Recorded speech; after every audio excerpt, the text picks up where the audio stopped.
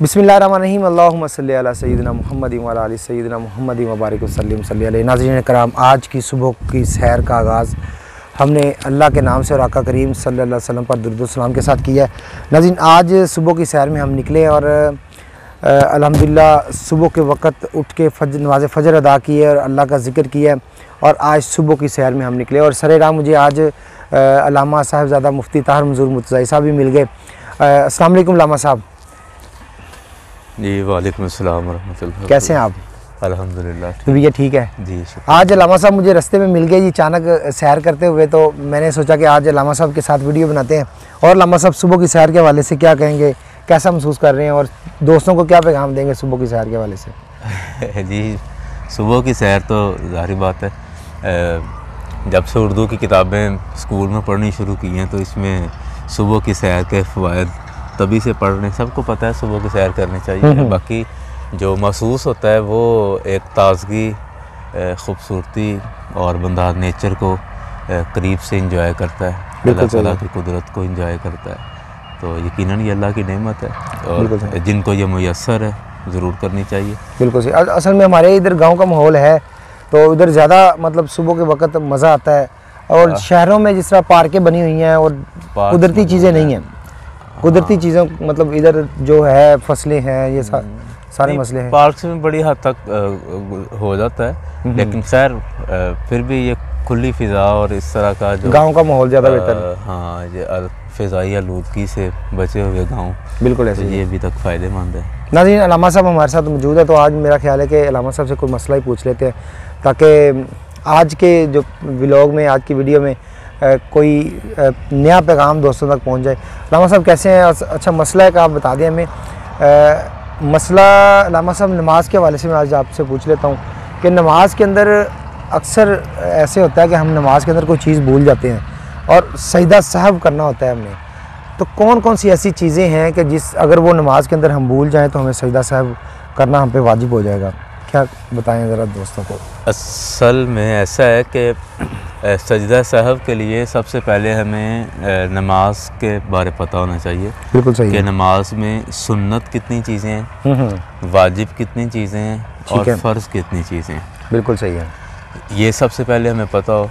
और उसके बाद जितनी भी नमाज में सुन्नतें हैं, जी जी, तो सुन्नत अगर आपसे तर्क हो जाती है तो सुन्नत रह जाती है तो फिर सजदा सहव की ज़रूरत नहीं, आपकी नमाज वैसे मुकम्मल हो जाती है बगैर सजदा सहव के। अलबत्ता सुन्नत जो रह गई उसका सवाब नहीं मिलेगा। बिल्कुल सही है। बाकी उससे ऊपर आ जाता है वाजिब। जी जी, तो वाजिब अगर आपसे रह जाता है नमाज में तो वाजिब के तर्क करने से सजदा सहव लाजिम आता है। बिल्कुल सही है। और वाजिब से मुराद जैसे सूरह फातिहा पढ़ना बिल्कुल नमाज में वाजिब है। सही है। और मुकम्मल पढ़ना वाजिब है और एक दफ़ा पढ़ना वाजिब है। बिल्कुल सही है, एक रकत में।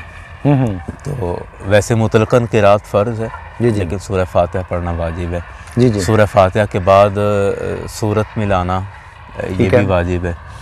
और इसी तरह क़ादा ऊला जो आखिरी नहीं ऊला, क़ादा ऊला जो है ये भी वाजिब है।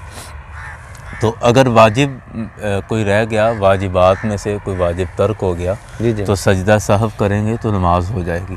बिल्कुल सही। और दूसरी वजह ये होती है कि फ़र्ज़ अगर आपने लेट कर दिया, जी जी, तर्क नहीं लेट कर दिया, ठीक है, सजदा सहव तर्क हो गया तो नहीं वाजिब तर्क होगा, वाजिब तर्क हो गया, जी जी, तो फ़र्ज़ लेट हो गया और फ़र्ज़ लेट हो गया। ये दो ही लेट फ़र्ज़ कैसे होगा? मतलब फ़र्ज़ लेट ऐसे होता है कि जैसे आप क़ादा ऊला की मिसाल ले लें, आप अब्दुहु व रसूलु तक पढ़ के आपने तीसरी रकत के लिए खड़े होना था। जी जी, तो अब खड़ा होना, क़याम करना फ़र्ज़ है। बिल्कुल सही। और अब्दुहु व रसूलु तक आपने पढ़ना था। बिल्कुल सही। तो अब खड़े होने की बजाय, क़याम करने की बजाय जो कि फ़र्ज़ था, जी जी, तो आप अब्दुहु व रसूलु से आगे पढ़ने लग गए, याद नहीं रहा, भूल के आगे पढ़ने लग गए, दुरूद शरीफ पढ़ने लग गए और या इस तरह आगे, तो आपने क़याम जो कि फ़र्ज़ था उसको लेट कर दिया। बिल्कुल सही है। तो क़याम लेट करने की वजह से, फ़र्ज़ लेट करने की वजह से अब भी सजदा सहव। अच्छा, दुरूद शरीफ कितना अगर हम पढ़ ले, अल्लाहुम्मा सल्ली अला सय्यिदिना मुहम्मद, यानी कि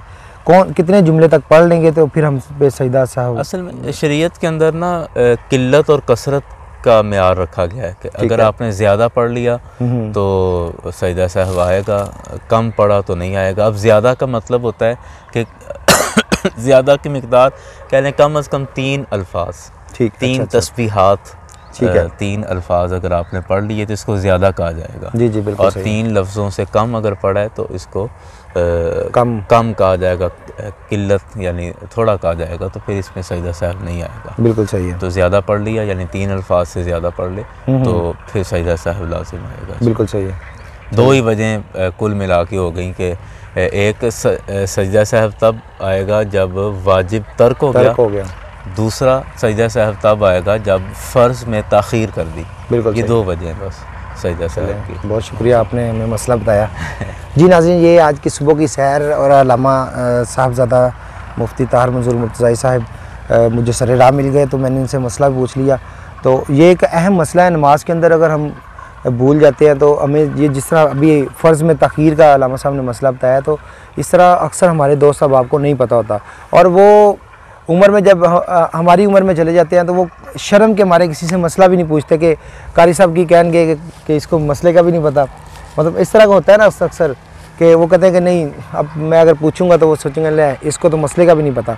तो ये छोटी छोटी चीज़ें हैं, तो ये मेरा ख्याल है कि ये अवेयरनेस के लिए मैंने अल्लामा साहब से पूछ लिया है, और इंशाल्लाह मुझे उम्मीद है कि ये पैगाम दूसरे दोस्तों तक जाएगा और जिसको नहीं पता वो भी इस पर अमल करेगा। तो नाज़रीन, इस वीडियो को आपने शेयर ज़रूर करना है अपने दोस्त अहबाब तक, ताकि दीन का पैगाम दोस्तों तक पहुंच जाए। दुआ में याद रखिएगा, मिलेंगे एक नई वीडियो के साथ।